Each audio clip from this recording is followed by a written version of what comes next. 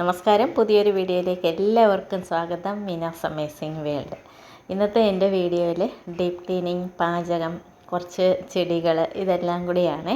അപ്പോൾ ഞാൻ രാവിലെ ആദ്യം ചെയ്തത് ബൊഗൈൻവില്ല കുറേ കട്ട് ചെയ്യാനുണ്ടായിരുന്നു കേട്ടോ. കുറേ അങ്ങ് വളർന്നു പോയായിരുന്നേ. അപ്പോൾ അവിടെ കയറി നിന്ന് വെട്ടണമെങ്കിൽ ആദ്യം ഇതെല്ലാം എടുത്ത് താഴെ വെച്ചിട്ടാണ്, മുകളിൽ ആ തട്ടയിൽ കയറി നിന്നിട്ടാണ് ഞാൻ ബൊഗൈൻവില്ല എല്ലാം കട്ട് ചെയ്യുന്നത് കേട്ടോ.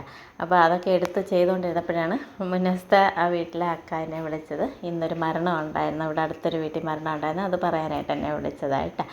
അപ്പോൾ അത് കഴിഞ്ഞ് ഞാൻ അവിടെ നിന്ന് അത്യാവശ്യം അവിടെ നിന്ന് എനിക്കിനി 2-3 ബൊഗൈൻവില്ലയുടെ ഇതും കൂടെ പോട്ടും കൂടെ ഇനി വെട്ടി എടുക്കാനുള്ളൂ കേട്ടോ. ബാക്കി മിക്കതും ഞാൻ വെട്ടിയിട്ട് ആ സെയിം പോട്ടിൽ തന്നെ കമ്പ് കുഴിച്ച് വെച്ച് കേട്ടോ, കുത്തി അങ്ങ് വെച്ച്. കാരണം വെച്ചാൽ ഇപ്പോൾ എനിക്കതെടുത്ത് പോട്ട് ചെയ്യാനുള്ള ഒരു സമയം ഇല്ലായിരുന്നു. അത് കാരണം ഞാൻ വേറെ എങ്ങോട്ട് മാറ്റി വെച്ച് കഴിഞ്ഞാൽ നമുക്ക് തെറ്റിപ്പോരോ, ഏതാണെന്ന് മനസ്സിലാകത്തില്ല.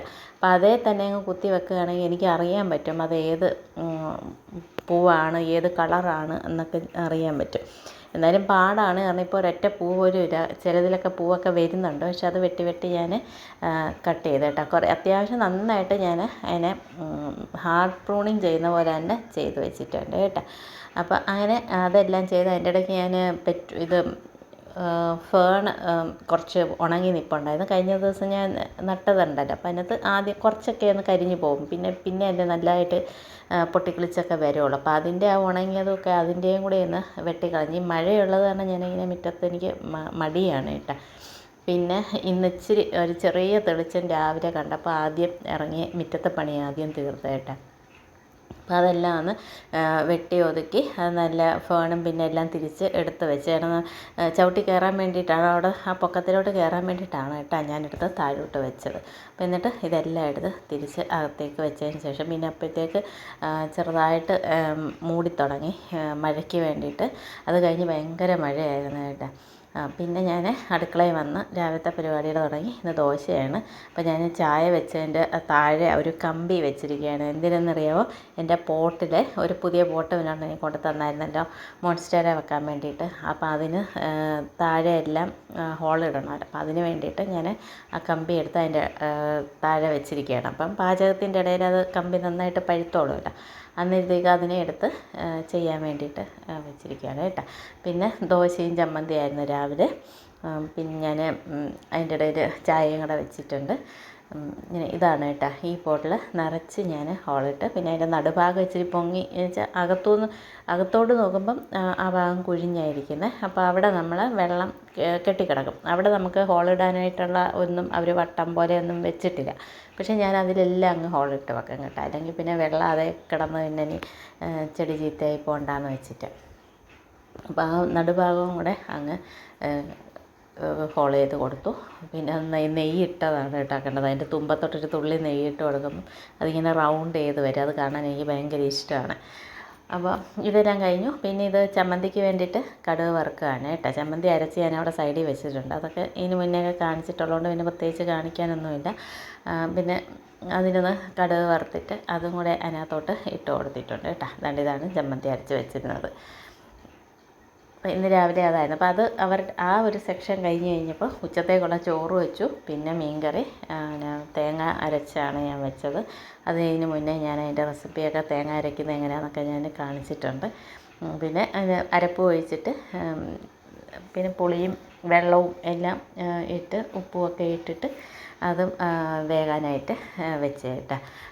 ഇന്ന് മീൻകറിയും മോരും തോരനും അങ്ങനെ ഒക്കെയാണ് വെച്ചിരുന്നത്. പിന്നെ മീൻ വറുക്കൽ, പിന്നെ ഒരു മെഴുക്കുവരട്ടിയൊക്കെ വെച്ച് അതൊന്നും ഞാൻ എടുത്തില്ല.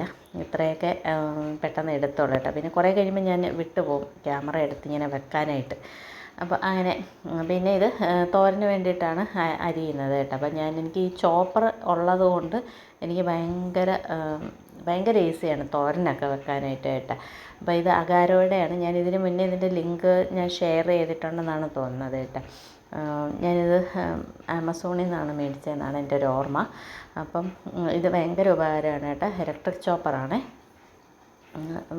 ഇത് ഞാൻ ഇതിനകത്തോട്ട് ആദ്യം ബീട്രൂട്ട് മാത്രമാണ് ഇട്ടത്. ആദ്യം അത് മാത്രം ഒന്ന് ചോപ്പ് ചെയ്തെടുത്ത്. അപ്പോൾ നമ്മുടെ ഇഷ്ടത്തിന് ആവശ്യത്തിന് പൊടിച്ചെടുക്കാം. അപ്പോൾ ഞാൻ ഓരോ പ്രാവശ്യം എടുത്ത് നോക്കുകയാണ്. അപ്പോൾ നല്ല നൈസായിട്ടും നമ്മുടെ ആവശ്യത്തിനുള്ള എത്ര വലിപ്പമാണ് വേണ്ടതെന്ന് വെച്ചാൽ അതിനനുസരിച്ച് നമുക്ക് അതിനകത്ത് ചോപ്പ് ചെയ്തെടുത്താൽ മതി കേട്ടോ. അഗാരോടെയാണ് ഇതിൻ്റെ ലിങ്ക് ഞാൻ കൊടുത്തേക്കാം, പ്രോഡക്റ്റ് ടാഗും ചെയ്ത് കൊടുത്തേക്കാം കേട്ടോ. അപ്പം പിന്നെ ഞാൻ ബീട്രൂട്ട് ഒന്ന് ചോപ്പ് ചെയ്തതിന് ശേഷം ചീനച്ചട്ടി അടുപ്പത്ത് വെച്ചിട്ട് വെളിച്ചെണ്ണ ഒഴിച്ചു അതിലേക്ക് കടുക് ഇട്ടു. പിന്നെ ഇതിനകത്ത് ഞാൻ കടുക് വറുക്കാനായിട്ട് വെളുത്തുള്ളിയും കൊച്ചുള്ളിയും കൂടെയാണ് ഇടുന്നത് കേട്ടോ. വെളുത്തുള്ളിയും കൊച്ചുള്ളിയും കറിവേപ്പിലയും കൂടെ ഇട്ടു.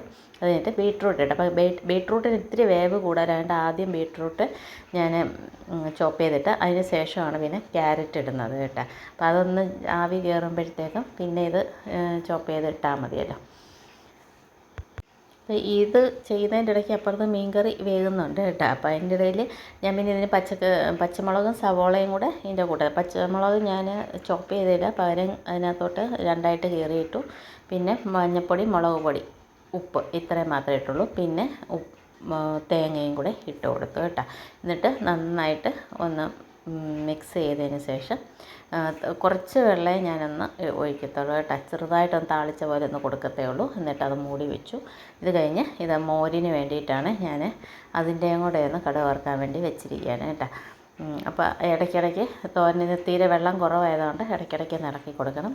പിന്നെ വെളിച്ചെണ്ണയ്ക്കകത്തോട്ട് ഉലുവയും കടുവും ഇട്ട് അതൊന്ന് കടുക് പൊട്ടിക്കഴിഞ്ഞ് കഴിഞ്ഞപ്പോഴത്തേക്കും അതിനകത്തേക്ക് ഇഞ്ചി, കൊച്ചുള്ളി, പച്ചമുളക്, കറിവേപ്പില ഇത്രയും കൂടെ ഇട്ടു. പിന്നെ മോരും കൂടെ, തേങ്ങയൊന്നും അരച്ചില്ല, വെറുതെ കാച്ചിയതേ ഉള്ളൂ കേട്ടോ, മോര് കാച്ചിയതേ ഉള്ളൂ.